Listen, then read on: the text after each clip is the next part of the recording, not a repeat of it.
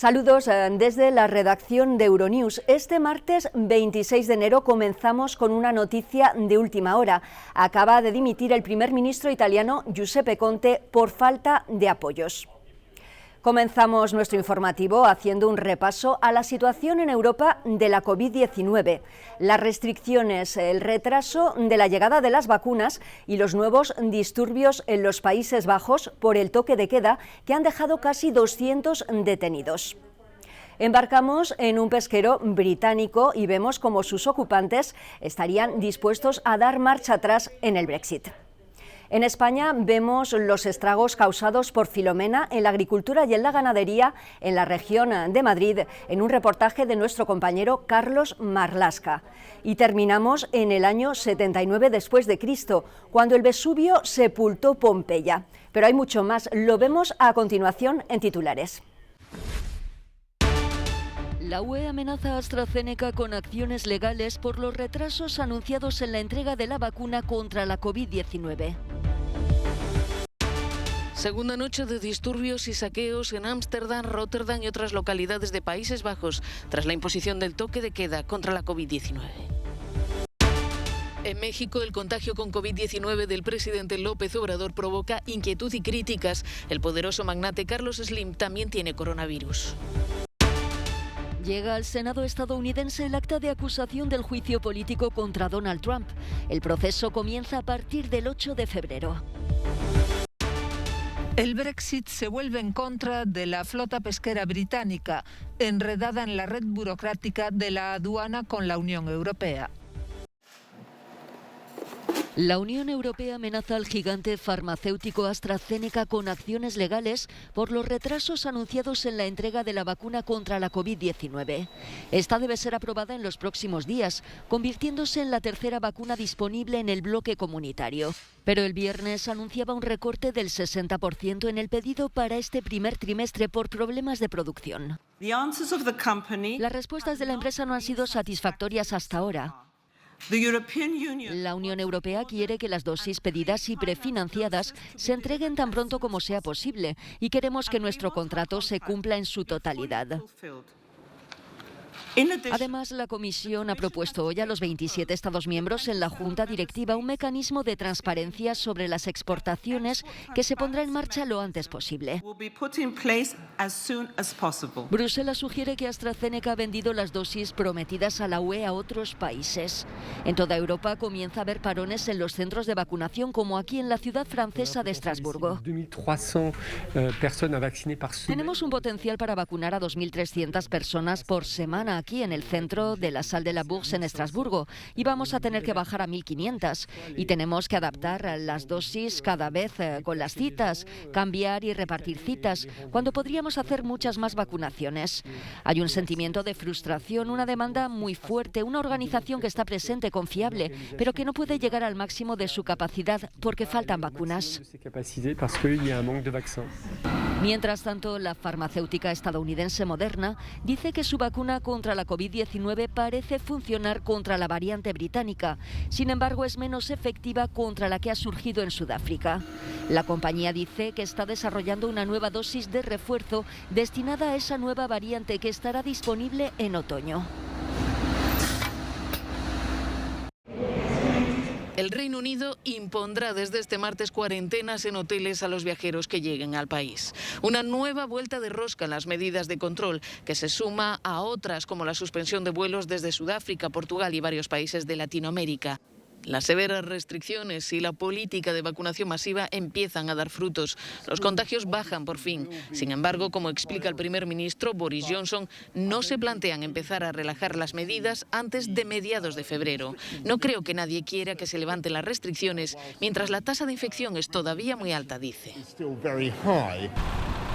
En España las cifras de la pandemia dan vértigo. El avance del virus es implacable, con más de 93.800 nuevos contagios notificados el pasado fin de semana. La incidencia acumulada de casi 900 casos por 100.000 habitantes está colocando a los hospitales en una situación crítica. Así las cosas, todas las regiones endurecen las restricciones, los controles y los cierres perimetrales. Desde la Comisión Europea se recomendó este lunes confinar todas las regiones de alto riesgo y evitar a toda costa los viajes no esenciales. En este oscuro panorama europeo, Ucrania pone el contrapunto. Educación, museos, cines y teatros volverán a abrir ante la reducción de contagios. Por segunda noche consecutiva, las principales ciudades holandesas han sido escenario de disturbios, enfrentamientos con la policía y saqueos de comercios, tras la imposición el pasado fin de semana de un toque de queda nocturno para luchar contra la COVID-19. Un estallido de violencia sin precedentes en los últimos 40 años. Para el primer ministro Mark Rutte, esto no tiene nada que ver con una lucha por la libertad. Esto es inadmisible, solo puede provocar horror, afirma. Uno se pregunta realmente qué le pasa a la gente. Esto no tiene nada que ver con una protesta, es violencia criminal y la trataremos como tal. Entre las ciudades afectadas, Ámsterdam y en particular Rotterdam, hay decenas de detenidos. Los alcaldes de varias localidades han advertido de que instaurarán medidas de urgencia para evitar nuevos altercados. El toque de queda nocturno, decretado el pasado sábado para tratar de frenar el avance de la pandemia, ha sido el primero en Países Bajos desde la Segunda Guerra Mundial. Atascos y tremendas colas en la frontera entre Alemania y la República Checa. Los viajeros checos y trabajadores transfronterizos han tenido que esperar entre 3 y 4 horas este lunes en los controles de la frontera, especialmente en Baviera, ya que la República Checa está considerada zona de alta incidencia de coronavirus. Ahora es obligatorio presentar un test PCR negativo de menos de 48 horas. Llevamos aquí esperando desde las 4 de la madrugada. Mi esposa estuvo ayer haciendo cola en el lado alemán de la frontera durante unas 4 horas. Luego nos metimos en el coche para entrar en calor, pero ella estuvo pasando frío. No tiene coronavirus, pero seguro que ahora ha cogido un buen catarro, decía este trabajador transfronterizo en esta pequeña localidad de la región de Karlovy Vary. Los viajeros del lado checo deben mostrar el resultado de un test PCR directamente con el móvil, un trámite que algunos deben realizar 2 o 3 veces por semana. Esto no ha empezado bien, llevo en la cola desde las 6 menos cuarto. Y en 2 días tenemos que volver a hacerla, así que nos tocará volver a esperar, decía esta otra trabajadora transfronteriza.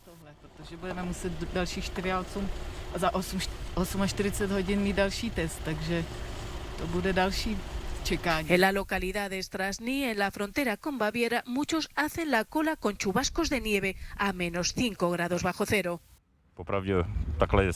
Es terrible. De hecho, si esto sigue así, creo que renunciaré a entrar en Alemania.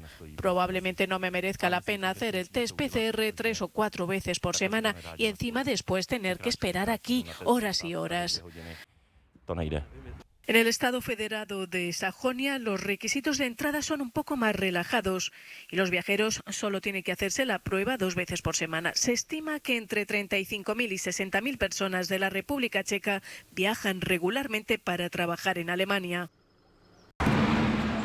México se inquieta por el contagio de COVID-19 del presidente López Obrador. Un contagio al que este lunes se sumó otro de primer orden, el del magnate Carlos Slim, el empresario mexicano más poderoso e influyente, demostrando que nadie es inmune al virus.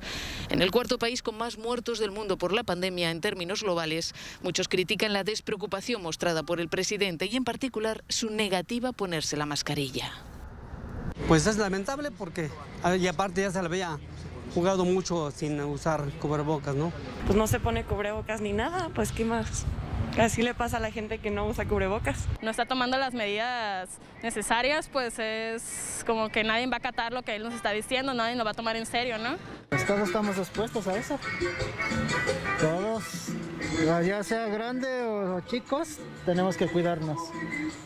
El positivo de López Obrador ha obligado a aislarse a parte del gobierno, incluido el estratega de México contra la pandemia, Hugo López-Gatell, por haber estado en contacto con el mandatario. La ministra de Gobernación, que ha sustituido a AMLO en sus tradicionales mañaneras, asegura que el presidente está bien y al frente del país. El presidente de todas y de todos los mexicanos es uno, el presidente Andrés Manuel López Obrador, y que debe quedar claro, se encuentra en pleno ejercicio de sus funciones como presidente de la República. Para demostrarlo, López Obrador ha publicado un tuit en el que explica que mantuvo una conversación telefónica con el presidente ruso Vladimir Putin, al que agradeció el envío de 24 millones de dosis de la vacuna Sputnik para los próximos 2 meses. México acaba de superar los 150.000 muertos por la COVID-19. Este lunes, el hijo del magnate Carlos Slim comunicó que su padre, que el jueves cumplirá 81 años, está contagiado, con síntomas leves. A este poderoso empresario, con una fortuna estimada en 52.000 millones de dólares, se debe el convenio firmado en agosto para contribuir a la producción entre Argentina y México de la vacuna contra la COVID-19 de AstraZeneca, que gracias a su donación será distribuida por toda Latinoamérica.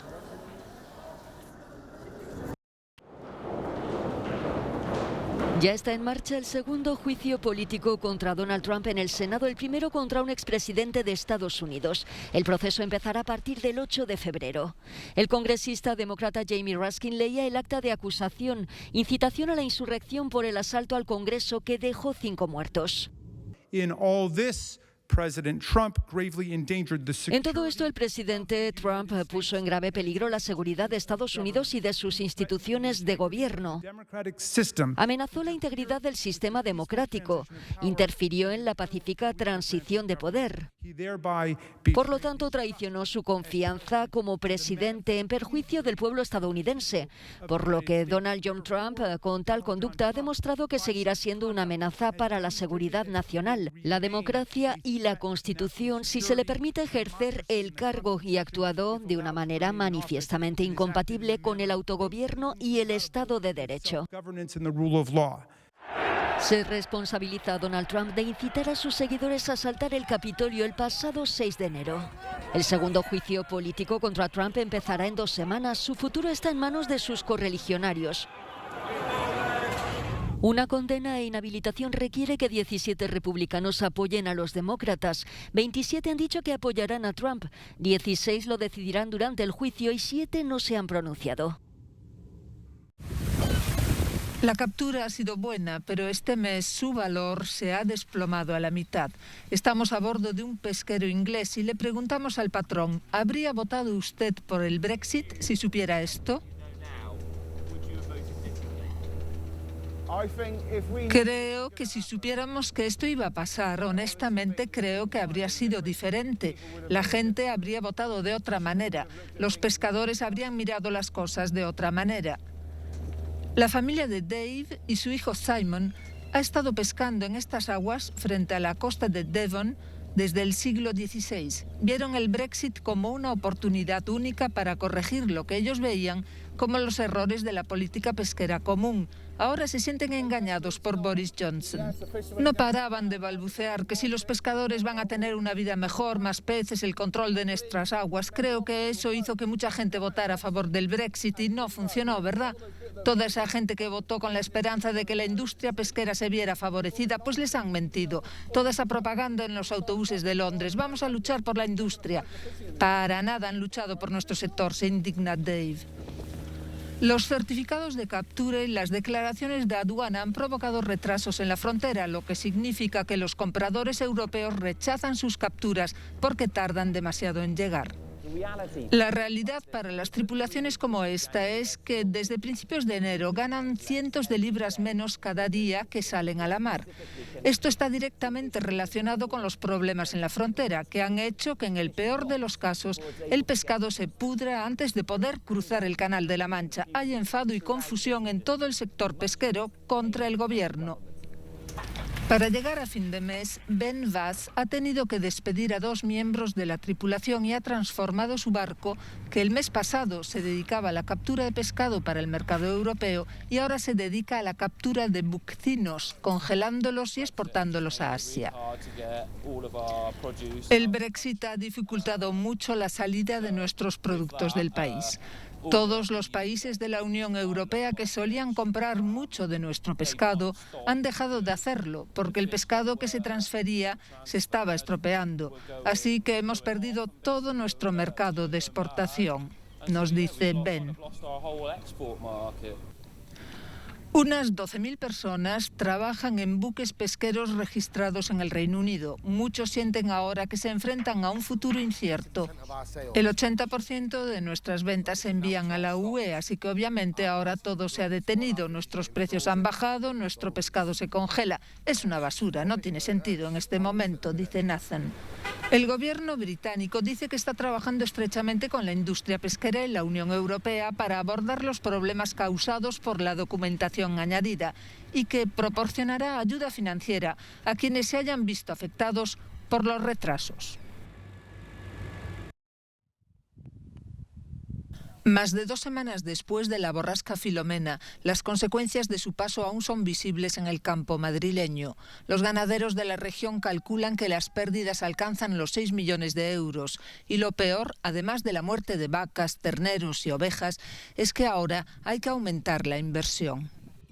Antes le echaba una cantidad de pienso a mis animales y ahora lo tengo que multiplicar por 3 hasta que estos animales vuelvan otra vez a estar en las mismas condiciones para que no tengan problemas, porque si estos animales se pierden y se quedan flacos y demás, las crías no las van a hacer ni caso.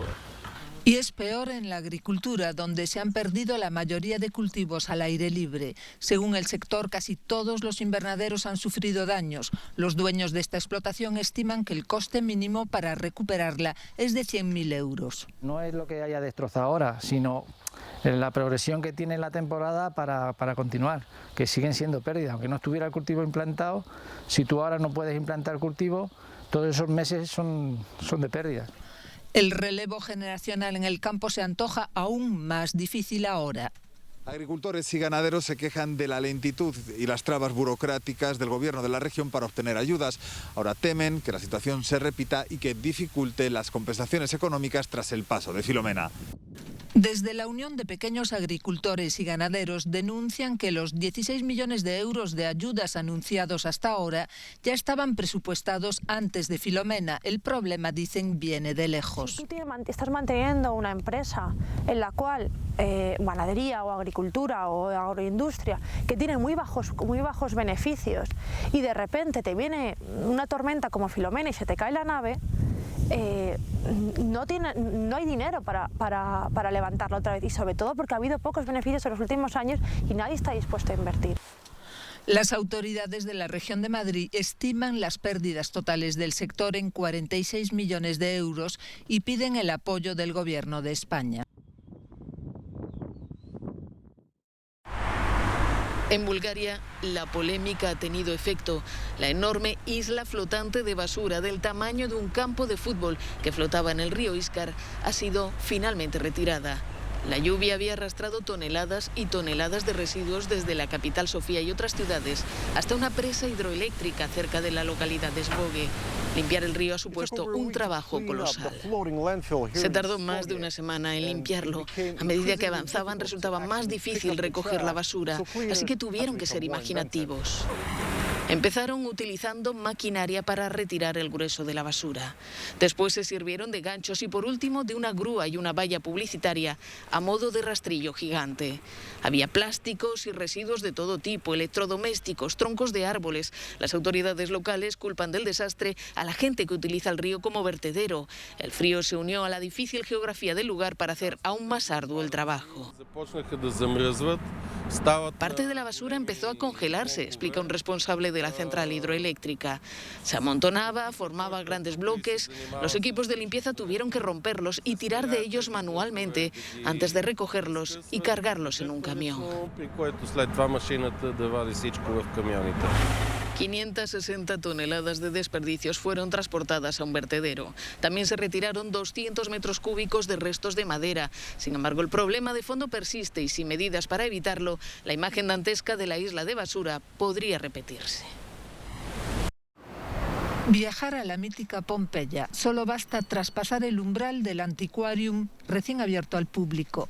Alberga estatuas de bronce, frescos, joyas de oro y plata y docenas de amuletos hechos de marfil, bronce, cerámica vidriada y ámbar que claramente no fueron suficientes para proteger a la ciudad de la perdición. Me parece especialmente conmovedora la última sala, la dedicada a la erupción y donde se exponen los objetos que se deformaron por el calor de la erupción. Los moldes de las víctimas, de animales, realmente uno toca con la mano el increíble drama que fue la erupción del 79 después de Cristo. Moldes inquietantes que se hicieron rellenando los huecos dejados por los cuerpos en las capas calcificadas de ceniza pero que fueron de habitantes de Pompeya, sorprendidos un día cualquiera que la erupción del Vesubio convirtió en fatídico. Termina aquí este Euronews hoy. Gracias por su compañía. Les dejamos con imágenes de las protestas en el Día de Australia, en el llamado Día de la Invasión, considerado por muchos el inicio de la opresión contra los pueblos aborígenes. Feliz día. Hasta mañana.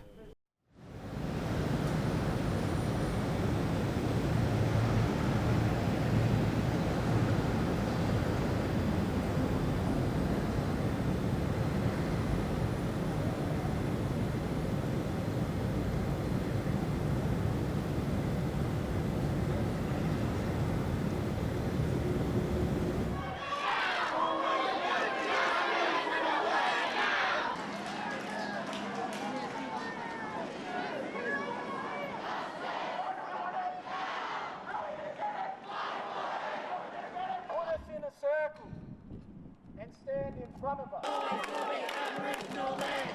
Always will.